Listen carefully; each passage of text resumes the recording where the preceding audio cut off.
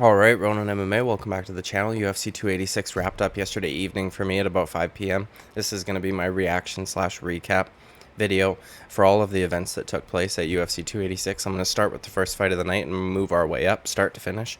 Don't worry, there will be timestamps in this video. Now please, if you would be so kind, like and subscribe. I would greatly appreciate it. I think about 70% of the people that watch my videos are not subscribed, so let's try and close that gap because it would be kind of you, and I would greatly appreciate it. So let's just get right into it. First fight of the night was Veronica Hardy, not Macedo. I was calling her Macedo in my picks video the entire time, but that's all right. Versus, man, I don't even remember what her name was, but how am I not remembering? Julianna Miller. Wonderful performance by Veronica Hardy. I completely underestimated her and her abilities. I thought that the time off that she had been taking, the 3 years, was going to be an issue, but it wasn't. It was actually seemed to have helped her a lot. She improved leaps and bounds, in my opinion, and it was just a very good performance. Julianna Miller essentially had nothing for her. She was forcing takedowns the whole time. Veronica Hardy was countering her nonstop with good shots, even when they were initiating in the ground. Veronica Hardy was able to remain relatively safe for the vast majority of time. There was one, sorry, my nose is screwed, Kimura attempt that was a little frightening at one point, but she just rolled over, essentially did like a somersault and got out of it, and then, yeah, dude, she just beat the brakes off of her, honestly. I'm surprised by that result. I was really surprised. It was a great performance by her, and yeah, that's about it, dude. Now, next fight of the night was Herbert versus Ludovit Klein. I got this one kind of wrong because it ended in a draw due to the point deduction, and this is the fight where you really began to see that the commentators just don't even try to hide their bias, dude. Okay, Michael Bisping was doing some Jeff Molina shit to Herbert. Okay, that was insane to me. First of all, the knee did not land on the hip because the hip is on the outside of your leg, right? It landed to the pelvis, is what, and perhaps Michael Bisping just misspoke, or perhaps because he's only got one eye, he can't quite see straight. But it did not land to the hip, it landed to the pelvis bone. And also, a knee has a pretty good, circumference, good surface area. It can absolutely land to the pelvis and also land to the cup. And I thought it was pretty clear to me that both of the knees in question landed on the cup, regardless of how much of the knee landed on the cup. One was clearly more direct than the other, but they both did land on the cup. You can absolutely land on the pelvis and still hit the cup. So Michael Bisping is fucking crazy biased towards any UK fighter, clearly, and it was honestly shown all throughout the night, and it was extremely infuriating to listen to. There were multiple times where I just muted the commentary and then ended up turning it back on for certain moments and fights because I wanted to see what they were saying about it. But brutal, man. You should take a point, dude. If the person's, especially in such quick succession like that, like, come on. It wasn't like it wasn't like an Usman fake nut shot where he landed it to a good spot hard where you would expect him to be hurt. Like, it clearly landed on the cup. At least I thought so anyways. But besides all that, Herbert did much better than I thought he would. I picked Ludovit Klein to win. Ludovit Klein couldn't really seem to land any good clean shots on him. Herbert's chin seemed to improve a bit because even on the shots that Ludovit Klein did land, it didn't have much effect. There was that one big elbow that landed that kind of buckled his knees for a moment, but they were in a clinch position, so he was able to kind of hold on to him for support. And yeah, good fight. I was fine with the draw because the point deduction was warranted, in my opinion, but it is what it is. Next fight's Luana Carolina versus Joanne Calderwood. I swear to God, dude, Luana Carolina looks like Coolio, okay? And I wrote it. The only thing I wrote in my notes, because it was an okay fight. You know what I mean? It was okay for a girl fight. It was pretty action packed. They were just basically striking the entire time. I wrote down if Joanne Calderwood doesn't get the decision, it's a robbery. I believe it did end up being a split decision. I couldn't see that fight going for Luana Carolina any which way you spin it. But Joanne Calderwood got the job done, so good for her, good on her. And then somebody asked at the press conference, somebody asked Dana if they were going to be re-signing with Calderwood Joanne Wood, because she's only got one fight left on her contract or something, and he just simply said, we love her here. So yeah, hell yes, I think we're going to get a deal done with her. So good for her. Next fight, Jake Hadley, dude, versus my countryman, who I told you guys you cannot trust in. I will not ever pick a countryman unless it's a situation like Mike Mallet fighting, the other Canadian guy, in which case I have to pick a Canadian, but they just can't be trusted in these situations, and Malcolm Gordon showed that. They were talking about the weight cut. I couldn't remember if he missed weight or not. I couldn't remember, but the way he reacted to those body shots looked like he did, dude. Those were perfect from Jacob Hadley, and he dug 2 of them hard to the body, and that was it. Wrap, done deal. Beautiful performance by Jake Hadley. He did what he was supposed to do. The hype is real. He's fantastic. Very technical striking. Those look great. Great body shots. And Malcolm Gordon sucks, like I said. So I was right there, too. Okay, Christian Leroy Duncan. This fight ended so horribly. That was so unfortunate, man. You could see the way his leg was. I wanted to see what Christian Leroy Duncan was going to be able to do, because it seemed as though that Dusko couldn't get him down. Todorovic could not get him down. And I think that's even partially why the injury happened, because he was struggling with him so hard and was like trying to forcefully drag him to the ground with more strength than he was using technique, and he stepped weirdly and hyperextended his knee and most likely tore something. Was not a good situation. Very unfortunate. I hope they get Christian Leroy Duncan back in there quickly, because I would love to see him, be able to actually compete and start to mount his offense. He's very athletic. Very, very athletic.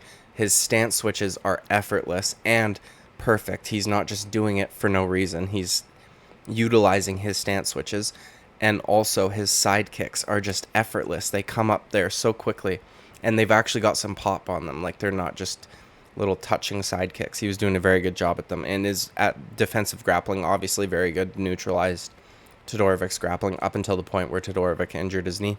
Unfortunate event, but we did see some glimpses of why Christian Leroy Duncan has the kind of hype on him that he does have. So, again, I hope they can get him in there quickly. He wasn't too upset, or he wasn't too happy with his performance, is what I meant to say. Beg my pardon. And yeah, man, I'd like to see him get another fight relatively quickly.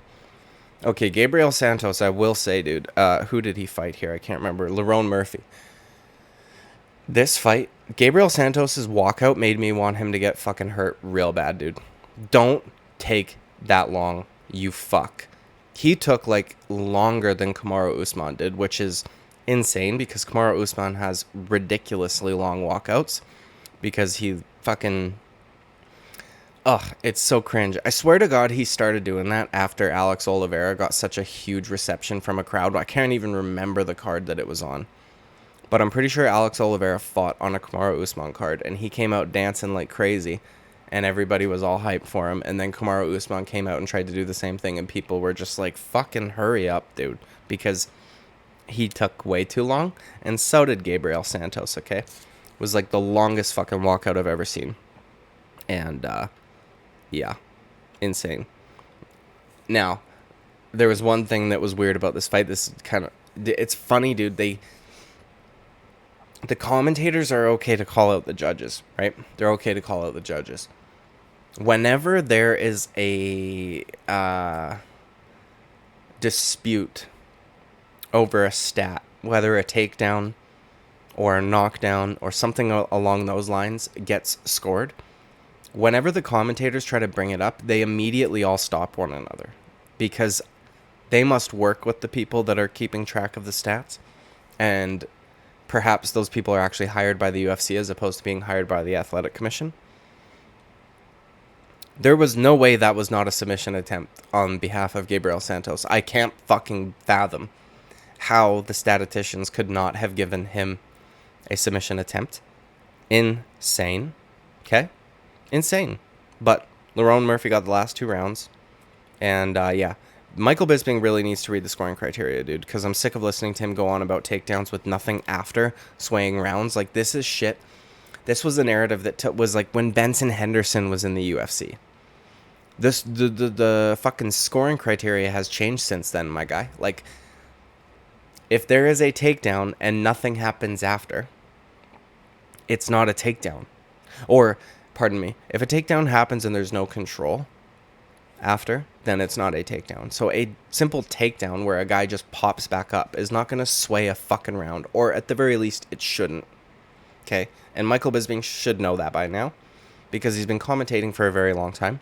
And the scoring criteria is pretty obvious, dude. And we're going to get to that in a fight later, which drove me nuts. But I'm glad that I don't do these reaction videos immediately after the event takes place, so that I can take the time to process and think about it and not be emotional and actually come up with good arguments as for why I think I'm correct. But yeah, not a robbery. Good fight. Next fight was, dude, I almost got this pick right, and it would have been amazing if I did. Oh, I was so close, dude. Mokaev versus Filho. I want to start off with that moment in the last round there, because while I absolutely commend and admire and respect the toughness of Mokaev to not tap in that position, in that knee bar and leg lock, whatever the fuck you want to call it. It was a knee bar, essentially. Filho could have fucking tucked his ankle under the armpit, and oh, I was so close. But either way,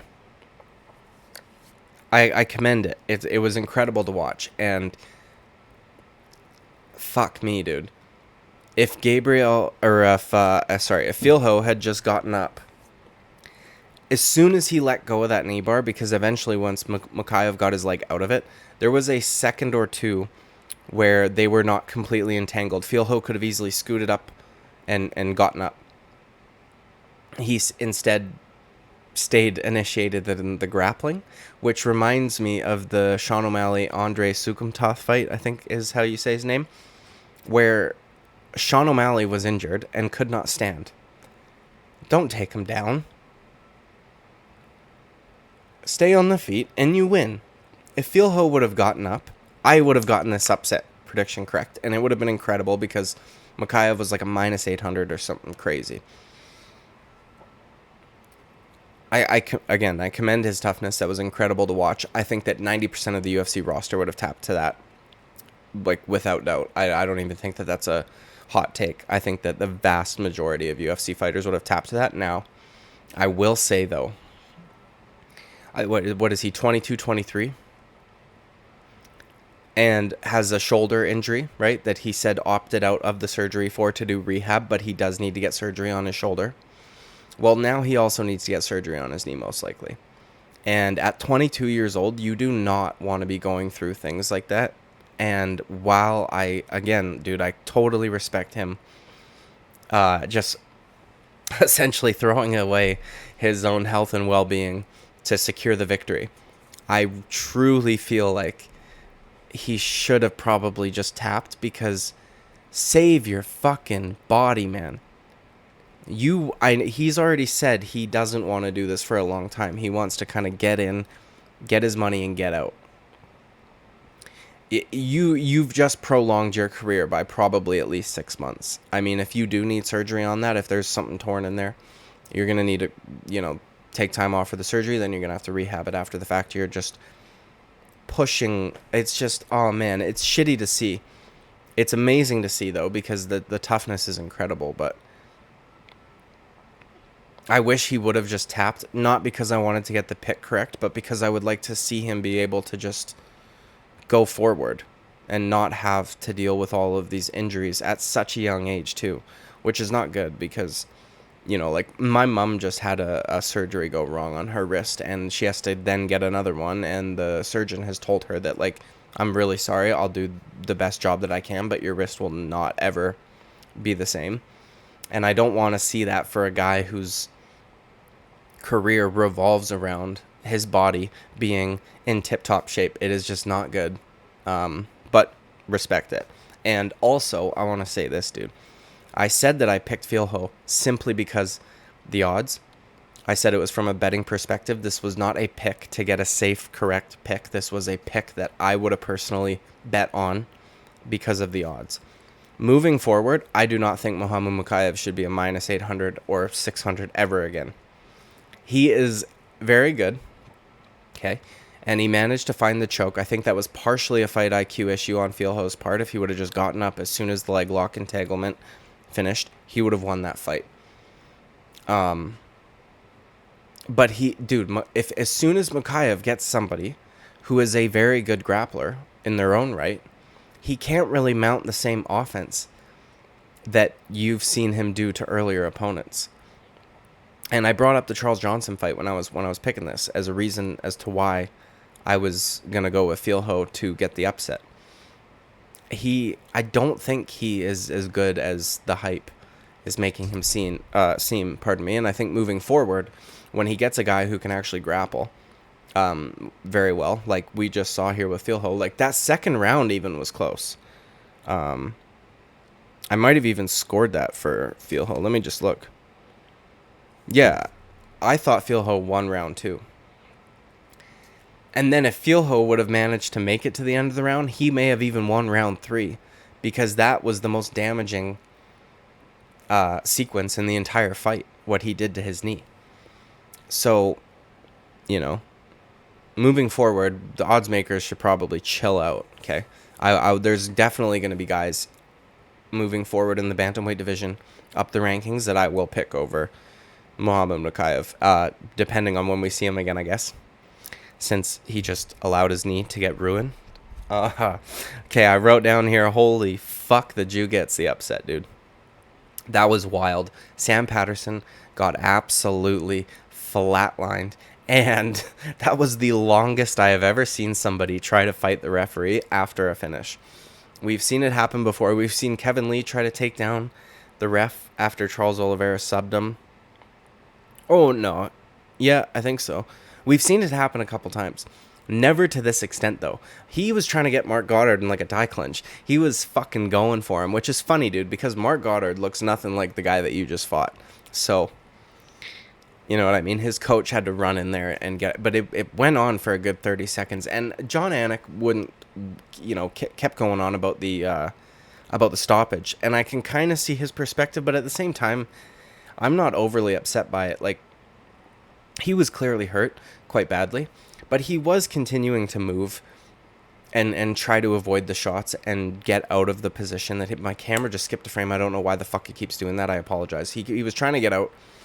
He was moving around, and it wasn't until the last couple that he really stopped moving. Okay. And really, that last one actually did put him out. I'm not overly upset with the stoppage, but that being said, dude,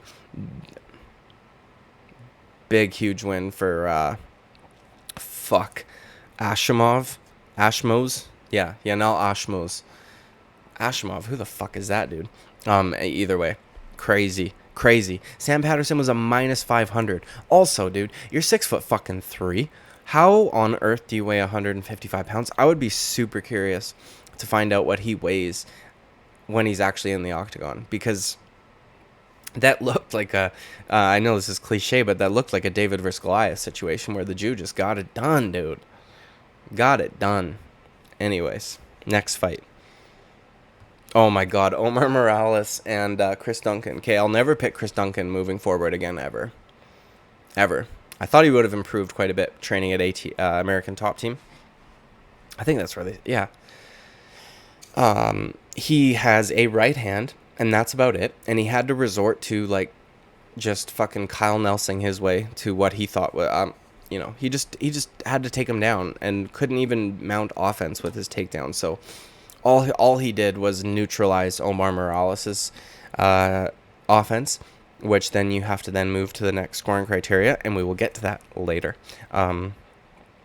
Something that I thought was fucking hilarious, though, was DC at the beginning talking about how years ago when he went to Venezuela to compete for the Pan Am Games or something, it was beautiful. And he said, recently, though, they've had some pretty bad luck. And I was thinking, DC, that's not fucking bad luck, my guy.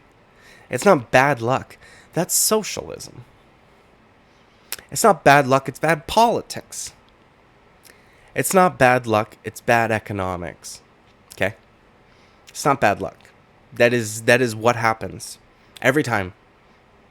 That every single time that particular form of economics, politics, whatever gets implemented, this is what happens to a country, okay? It is not bad luck. I literally fucking laughed out loud. And maybe he was just trying to not get into that on the broadcast, I guess, but fuck me, dude. Bad luck, he says. Okay. Anyways, yeah, Chris Duncan leaves his chin out way too much. Omar Morales was clearly the better striker, actually. You know, he's just extremely right-hand heavy. Chris Duncan, even his leg kicks look like shit. Like, Omar Morales can kick. Chris Duncan looks very, very awkward kicking. Like, he's not used to it. It was kind of what it seemed like. Okay. We'll just move on. I didn't have a problem with Chris Duncan getting the nod. I thought he won the last 2 rounds. However, one judge gave that fight 30-27 for Omar Morales. That judge should be found and fired. Okay. Now, next fight. Bro, Jack Shore did not fight Amirkhani the way I thought he would. And honestly, when I was watching the fight, I was getting frustrated because I was thinking, you are having so much success on the feet.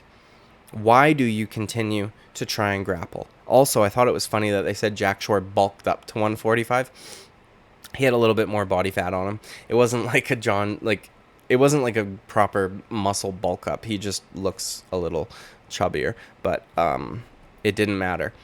And again, I was getting frustrated watching him try to grapple. I'm like, why are you giving this guy the only fucking chance he has? Okay? And even his corners in between round 1 and 2 were like, bro, don't.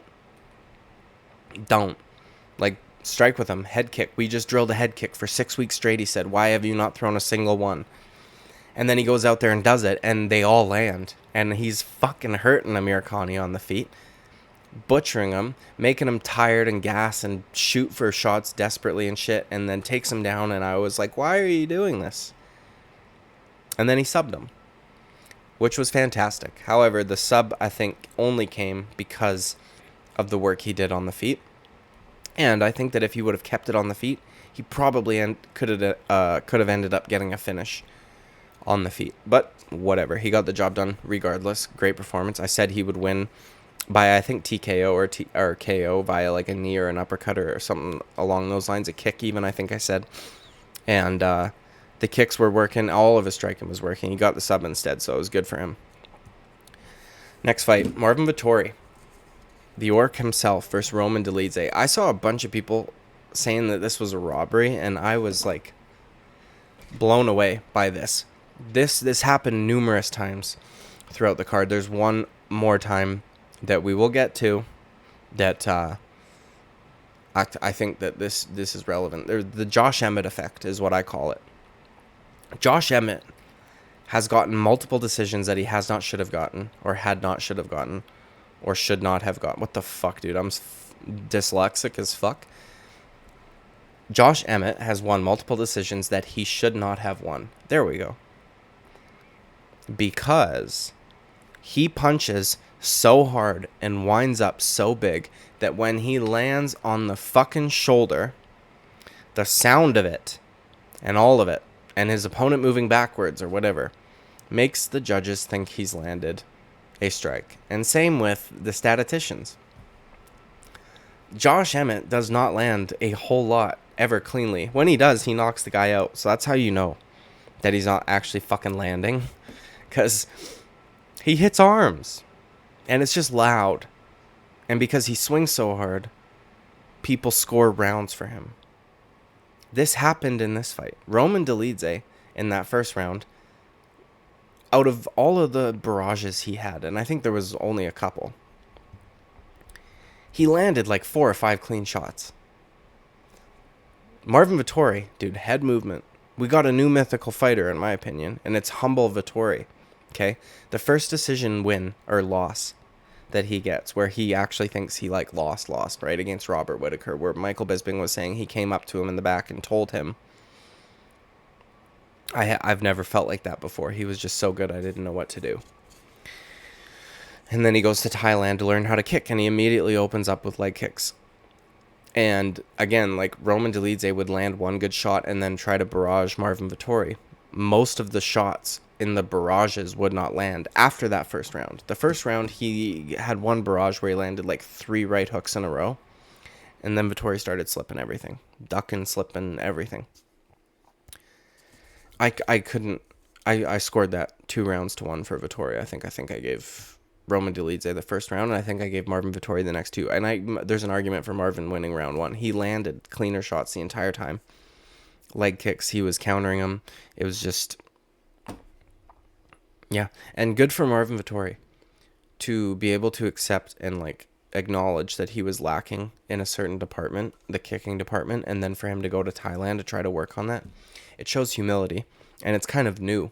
We haven't really seen that from Marvin Vettori before.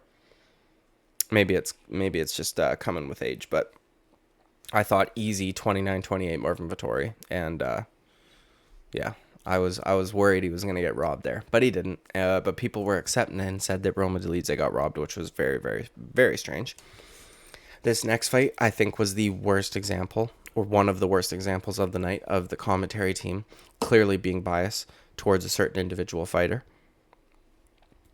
I picked Jennifer Maia to win by decision, right? She was an underdog, I think 2.5 to 1, 2 to 1, something along those lines. She did exactly that. She won by decision very clearly. Okay. Very, very clearly. 2-1. Even round 3 was close. Okay. Casey Oneill was doing better than she was in the previous rounds, which is why it would have been easier to score it for her. But even with the offense that she was doing in round 3, the gap still wasn't total. No, she won the 3rd round. Okay, I'll say she won the 3rd round. But Jennifer Maia had her moments in that 3rd round. There is no argument for Casey Oneill winning round 1 or round 2. And the commentator team were driving me fucking nuts. Jennifer Maia would land like a 5-punch combination. And as Casey Oneill is like moving backwards, she would land one shot and John Anik would, oh, good right hand by Casey Oneill. What about the 5 that Jennifer Maia just landed? Are you fucking kidding me? Jennifer Maia basically just pieced her up with boxing for fucking 10 minutes straight. And then it wasn't until Casey Oneill realized that she needed a finish, I guess, or maybe her corner told her that she needed a finish, and she started going like fucking full out. What was weird, though, is that after, when the decision was being read, Casey Oneill was acting like she was going to get the nod. She was like doing this shit, you know? And I was like, you clearly lost the first 2. Clearly. But if you listen to the commentary team, you might not think so. They weren't even close, the first 2. They weren't even close. It's fucking wild, man. Wild. But I got that underdog upset, and I picked the method as well by decision correctly. So that was a good one on my part. This next one, I also feel like I called absolutely perfectly to a T. And I do think that the judges got it wrong. But I'm glad that I'm making my reaction video the next day, because I think I was a lot angrier about it yesterday, and I don't think I would have been able to make coherent arguments, but I can do that today, especially considering I have all of the information at hand. So let's just get right into it. Justin Gaethje versus Rafael Fiziev. I thought this was a clear 2-1 for Rafael Fiziev. And I know a lot of people are not going to like that opinion because I've read the comment sections and I can't for the life of me. My camera just skipped a frame again. Understand why anybody has a problem with somebody scoring it 2-1 for Rafael Fiziev, and I'll tell you why. In rounds 1, Fiziev clearly, in my opinion, landed the cleaner and harder shots. Knees to the body, kicks to the body. He even, I think he matched Justin Gaethje on leg kicks in the numbers. He was landing good hard shots off of the clinch. There were multiple occasions where it looked like he stunned Justin Gaethje for a moment. Round 1, I thought was easy as day. Clear as day to score for Rafael Fiziev. Easy. Round 2. I just rewatched this fight before filming this so that it was fresh in my memory with the commentary. off. Okay, I watched it muted because they were horrible once again. And for once, I agree with something that Justin Gaethje said. He said that Michael Bisping should be nowhere near a mic. But he said during that fight, because he was talking about Kamaru Usman and Leon Edwards. Justin Gaethje, go back and listen to the commentary for you, my guy. Because they were, I would argue, more biased in your favor than they were in Leon Edwards' favor. Okay, so you are right. Michael Bisping should have been nowhere near a mic. However, it benefited you greatly, okay? Because the masses believe that you won that fight when it's pretty hard to actually argue a Justin Gaethje victory here. And I'll tell you why. Round 2, I've just written down, I paused and wrote down every single exchange that happened. Hard body kick off the rip from Fiziev, big knee, clash of heads immediately, and an eye poke, okay? By Justin Gaethje. Hard leg kick by Fiziev, hard body kick and knee by Fiziev. Fiziev started to figure out Justin Gaethje's leg kicks and he wasn't landing it because Fiziev started switching to southpaw because he knew Gaethje was going to chop that lead leg when he was in orthodox position. When he was in the southpaw position, Justin Gaethje would have to go across, and Fiziev just kept sliding his leg back. It was a good read by him. And also, he wanted to land his body kick and shit from that stance. That took us to the 2.5 minute mark. Okay? So the only things that I've got written down for Justin Gaethje in those first 2.5 minutes are a fucking eye poke and a clash of heads. He may have landed 1 or 2 punches, but I just listed off like 5, 6, 7 hard shots that Fiziev landed. The first half of round 2 was all Rafael Fiziev. Then, after that, Justin Gaethje started to pick it up, which is why I'm saying that I called this to a T. I said Rafael Fiziev most likely outcome 29-28. For Fiziev, I said that Rafael Fiziev would get the first 2 and that Justin Gaethje would figure him out and win round 3, and that if this was a 5-round fight, Justin Gaethje would win. I said all of this. Okay. After that 2.5 minute mark, Justin Gaethje started to landed a good hook and a bunch of other hooks on the arms. This is why the stats in rounds 1 and 2 both favor Fiziev. But I think that they would favor him more if you discount all of the shots that Gaethje lands on the fucking shoulders, man. They look like they're landing. They're hard. They're not. Fiziev was very good at rolling with shit. And another thing, dude. Hold on. Body kick and knee from Fiziev after that exchange with a good right off the break from Gaethje. So, okay. Massive body kick. 2 punches off the break from Gaethje. So there was 1 punch, 1 uppercut caused the cut under here, and then 1 punch at the end of the round, I believe it was a jab, caused the cut over the eye on Fiziev's right side. So those cuts were caused by 2 punches, okay? There's no way that those 2 punches outweigh all of the work that Fiziev did. And after that, good left hook from Fiziev, front kick up the middle by Fiziev, body, head combo from Fiziev, leg kick from Fiziev, leg kick from Gaethje, 1 punch at the end that caused the cut on top of the eyebrow, and it was jab. So for the first 2.5 minutes of round 2, it was all Fiziev. Okay. The latter half of round 2 was about even. So that means that one guy did more, objectively. Like, in the fucking end half of round 2, they were both landing almost shot for shot. But the first 2.5 minutes was all Fiziev. So Fiziev did more work. And not even just that.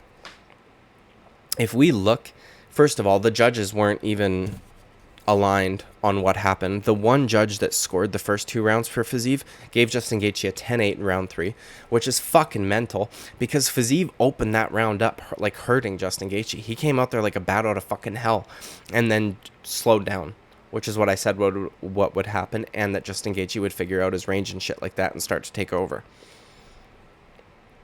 There's no way that's a 10-8 round. There's no way. I'm sorry. It's not.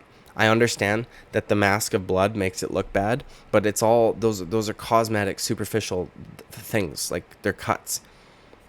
And it was not a 10-8 objectively. Like, he wasn't dominant. It was a dominant 10-9, but he wasn't, there was no, the 3Ds. Domination, duration, and fucking, what's the other one, dude? I don't remember. But Fiziev landed a ton of strikes in that round. He wasn't out of it. He didn't just, he landed almost 40 fucking strikes in round 3. Fiziev did. Gaethje landed like 53. I think it was like 53 to 48 or something like that. Okay, so the judges, though, that scored the fight for Justin Gaethje are flipped on what rounds he won. So one of the judges gave round 1 to Justin Gaethje, which I think is objectively incorrect. I don't think there's any way you can score round 1 for Justin Gaethje. And scored round 2 for Rafael Fiziev, and then round 3 for Gaethje. Round 3 is obvious, but 1 and 2 I think should have easily gone to Rafael Fiziev. And then the other judge scored round 1 for Fiziev and round 2 for Gaethje. I don't think that you can score round 1 for Justin Gaethje, and I don't think that you can score round 2 for Justin Gaethje. I think that round 2 is closer than round 1, perhaps. But I will also give another argument as to why I don't think that you can score the fight this way. If we look at the strike count, and also another thing, if you haven't been kicked in the body, I don't think that people realize how damaging that is. Like, people look at superficial damage more than they will look at damage like that. Those body kicks are hard as fuck. Hard as fuck, dude. And Gaethje's fucking whole torso was like beet red. Okay? I also said that Trevor Whitman had to remind Gaethje to not fucking overthrow on his shots every single fight at the end of round 1, and he had to do it again here, dude. I called this fight perfectly, and I'm pissed that the judges got it incorrect, but I'm not that mad, and I'll tell you why in a minute. Round 1. Okay. Hold on. Round 1. Rafael Fiziev lands 27, okay, of 50. So he's at a 54% clip here. Justin Gaethje landed 23. So Fiziev outstruck him by 4. And in round 2, Fiziev outstruck him 32 to 29. The reason why Gaethje cuts you also is because a lot of his punches are like landing with this part.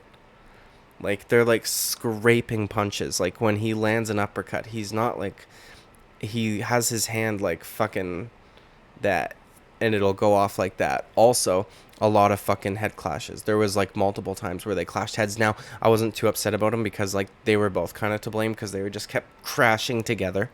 But it is unfortunate that like referees don't see that and then be like, oh, this head, like, you know what I mean? And I know it would be hard to keep track, especially in a fight like that, but so Fiziev outstruck him rounds 1 and round 2, okay? And now the only argument I keep seeing online is that close fights can't be robberies, which is bullshit, because they can. You can have 3 close rounds with a clear winner in each of those rounds. Like, I don't understand this. You can have close competitive rounds with a clear winner. It's pretty fucking simple. And also, they say that, like, they'll say, oh, that fight could have gone either way. It was so close.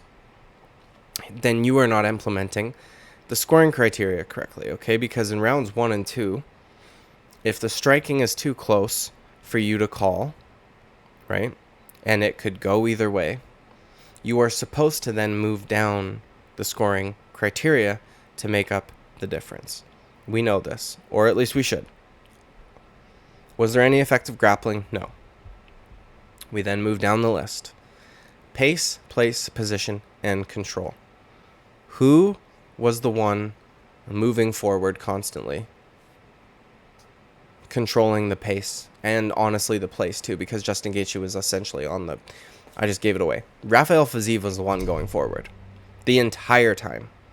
So if the striking in rounds 1 and 2 are too close for you to call, you have to move down the list to what I just mentioned: pace, place, position, control, octagon control, whatever you want to call it. It only comes into effect when something's dead even. Now, the strikes weren't dead even, as I just read out to you, right? Rafael Fiziev outlanded him in both of those rounds. He also was the one, though, dictating the pace and the place and the position the entire fight, basically. Even in round 3, when he was getting beat up, he was the one moving forward. Now, it doesn't matter because Gaethje outstruck him in round 3, but for rounds 1 and 2, where to some of you making the argument that Justin Gaethje won that fight because it could have gone either way, if those rounds are too close to score, based on effective striking and or grappling, you have to move down the fucking list. And if you do that and you implement the scoring criteria correctly, I think it's pretty easy to say that Rafael Fiziev won the first 2 rounds against Justin Gaethje. I'm going to get to why now. I don't mind that why Justin... I'm not overly upset that Justin Gaethje got the decision because he kind of exposed Fiziev a little bit in a sense. Moving forward, if Fiziev did get the nod, I don't think I would be able to pick him against very many others. He has a cardio issue, clearly. Bit of a front runner, essentially. I think that if he were to fight a guy with like maybe tighter, crisper boxing like Dustin Poirier or something, like he might get fucking hurt. And Poirier is a southpaw, so it might be a different look for him as well there. I don't know. It's just he impressed me in the beginning rounds, and then the third, like it was exactly how I said it would be. And if it was 5 rounds, Gaethje would absolutely get the victory there, like in my opinion, and on the scorecards, or maybe even a finish. But you'd think that Fiziev would have been working on that because we've kind of seen it happen a couple times, but he's not. And I don't think that he would have been... I wouldn't have been confident with him moving forward against the better guys in the division. So I'm not overly upset that Gaethje got the victory, but I think that almost objectively, Rafael Fiziev should have, especially when you have the stats. And I don't even think that the rounds 1 and 2 are actually correct on Justin Gaethje's strike count because he landed so many times on the fucking arms. Like, Fiziev was doing very well in the opening rounds at blocking shots, rolling with shots, all that shit, getting out of the way. And, yeah. But with that being said, it was an amazing fight. And fucking whatever, dude. You know what I mean? It is what it is. Moving on, though. Main event time. This is a long fucking video. You better thank me for those timestamps. Fucking really good fight. I saw some people saying that they were falling asleep in the main event. I was like, how on earth could you possibly fall asleep? I also don't understand anybody arguing this fight for Kamaru Usman. That's just me, though. I thought there's an argument that Leon Edwards wins all 5 rounds, despite even the round that he got the point deduction in. I think he wins that round, and it's just a 9-9. But at a minimum, I think he got four of those rounds. I think he got round 1. I think he got round 2. I think he got 4 and 5. I think 3's. You know what I mean? And I'm not mad at the point deduction because that was a blatant fence grab. And yeah, he hit him in the nuts a couple times. Now, it not intentional, obviously. And the glove hooking. Usman had his fingers in his glove too. They showed it at one angle. I could see the blue gloves hooking in the red gloves. And then they moved to another angle to show you Leon Edwards doing it because Usman was the one that complained. Leon Edwards landed the better, cleaner shots the entire fight, was able to defend the vast majority of the takedowns. The ones that he couldn't, he got up immediately after. He rocked Usman on a number of occasions, especially that big knee. Usman didn't only keep his hands up, he didn't dip so far to that one side. So when Leon did land the head kick, it was at the end of the head kick and not the first time. Like in the second fight when he KO'd him, Leon's head kick was like almost not even shoulder height. It was like 5'4", 5'5", where it landed because Usman was dipping into it. This time when he was landing the head kicks, they were like 5'9", 5'10", because Usman was essentially straight up with his hand up like this, which this is also not proper head kick defense, but that's all right. Yeah, I thought Leon Edwards got it done, man. I don't see the argument for Kamaru Usman, if I'm being honest, and it was a brilliant performance. And also, dude, for all of you complaining about the cheating, really, dude? I hate to do a whataboutism, but fuck me. Kamaru Usman cheats more than any fighter in that division. He calls his own fake nut shots. The referees always give him the benefit of the doubt. He grabs the fence constantly, not to defend a takedown, but to keep you pinned up against there, which is just as effective. He's running down the clock, neutralizing your offense while cheating. He hooks gloves on a number of occasions. He eye pokes on Kamaru Usman fouls nonstop. And in the one fight where someone fouls against him, people are losing their fucking mind. It's just funny, man. I'm so glad Leon won, though. I said in my pick I wasn't sure how he would get it done. I said that if Usman got overconfident with his striking, there may be a finish, but I didn't know if Leon would be able to get the finish.